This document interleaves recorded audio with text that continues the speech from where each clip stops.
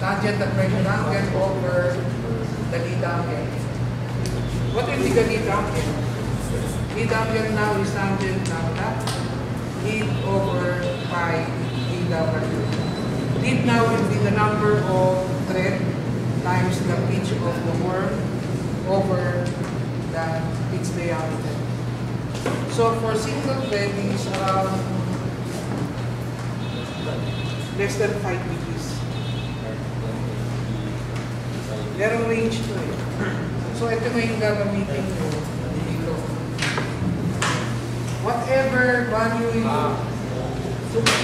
got here, divide that by 2. Assuming this is 60, I just make use of this value. Assuming the computed value is 68, 3469. You divide it by 2. Divide it by 2. Method by 2. And then, now project the napkin here. Center line.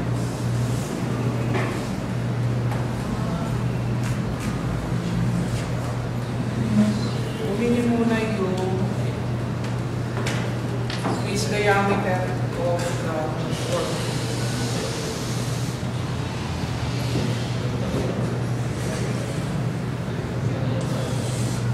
Para madali magsukat. Other side.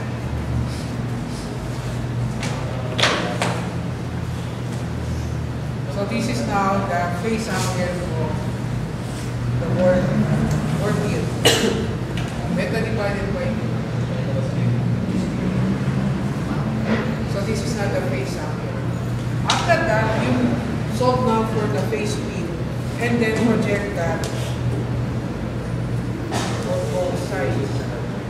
Assuming this is now the face speed, but you cut across the face angle.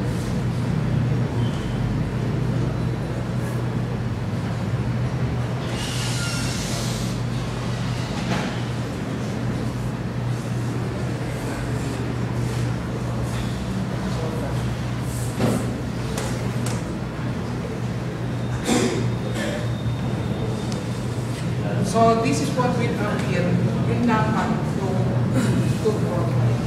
After that, you now project your what?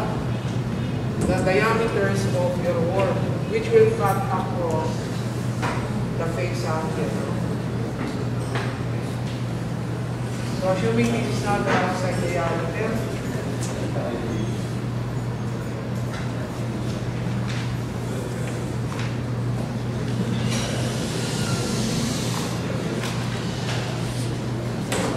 and then followed now by your pitch diameter. Then that will cross now the face angle, draw line downward.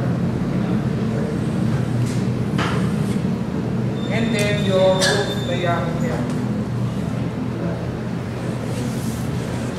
Also your roof diameter.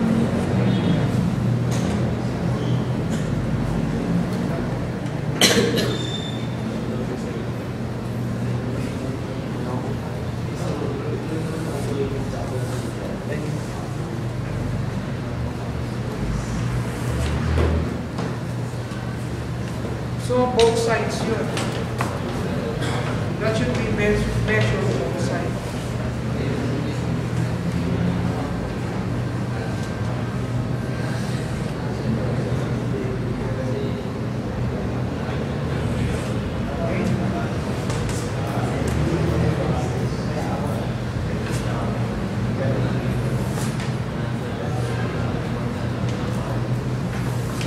So this one now is the equivalent diameter line, each line.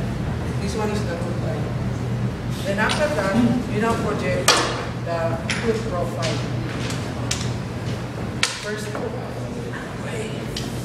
tooth. So first tooth would be here.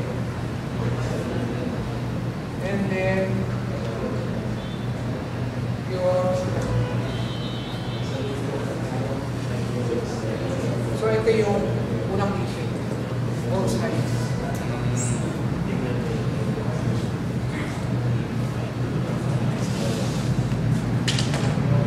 And then you also solve for your phase radius, and then your beam radius. Assuming this is not the phase radius, most of the time that will coincide with the trough diameter of your board.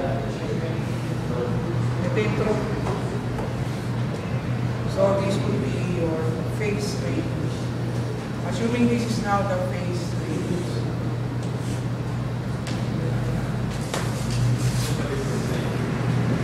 And then likewise your beam radius.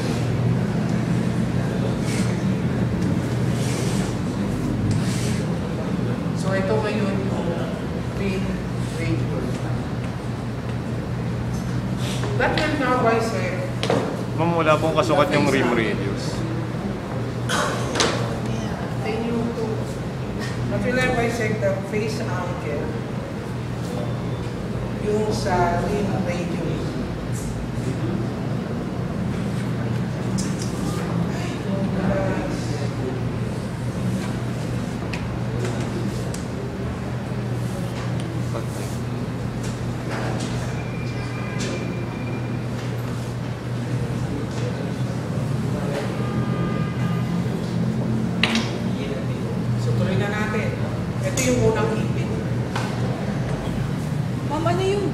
Pababa ko. Yung green na babayan sa rim. Di ba pag nag-drawing kayo ng rim? Merong thickness na sila. Saan po nakuha yung para yung project ko? Yung sa rim radius. Doon sa rim radius. That will now bisect your face angle. So baba. So we now go to the next tool. Next tool.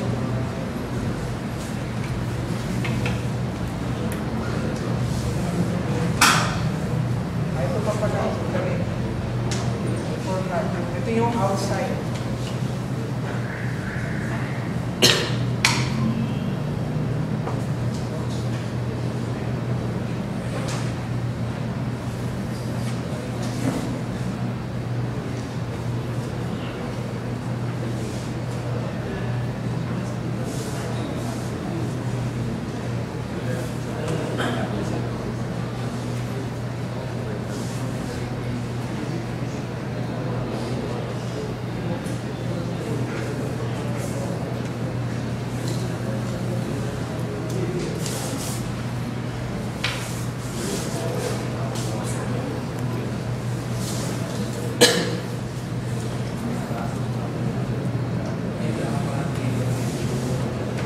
Bale, ito yung outside diameter.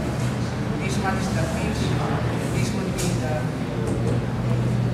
And then you now project your tooth profile. Next tooth. This would be your...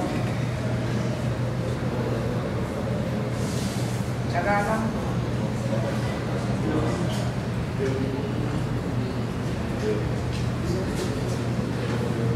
And then the beach.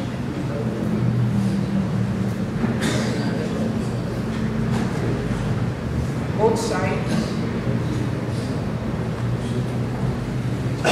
And then the book.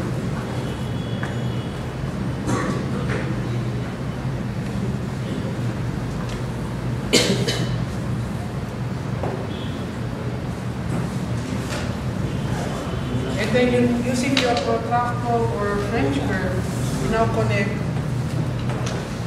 those points to form now your tooth profile.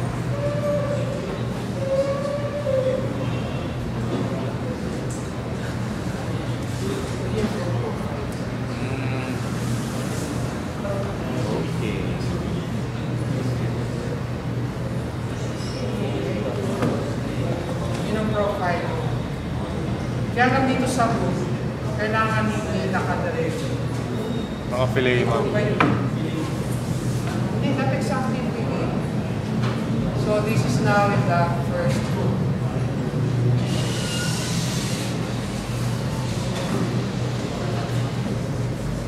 And then next booth.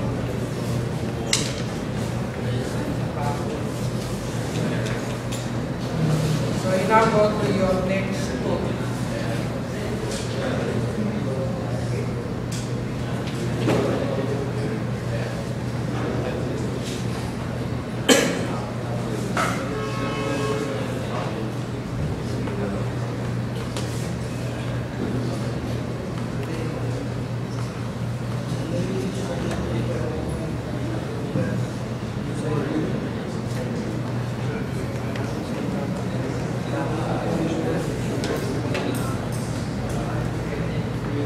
Then you now connect those points.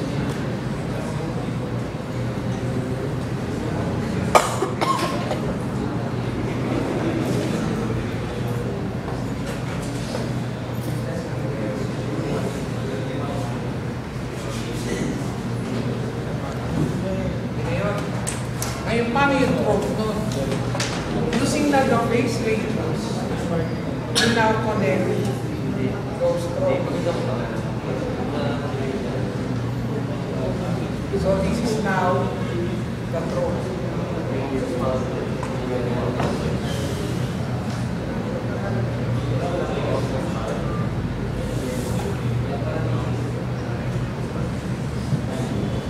Then next foot.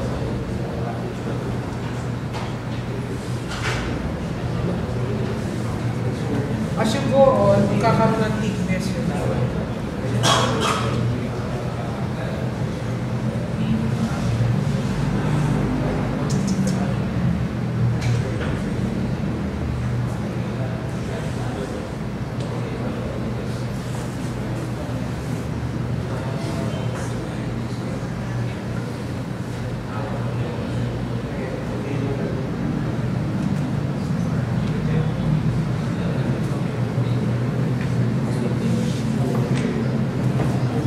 Then, so, pagdating sa gitna, mag-fucked up yun.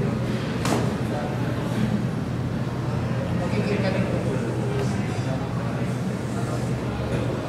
Pagdating sa gitna. Okay. So, it's na yun. So, yung mga diameter po, yung pitch diameter, tsaka yung wood, magka-coincide. Ito. Ito yung root. Ito yung pitch.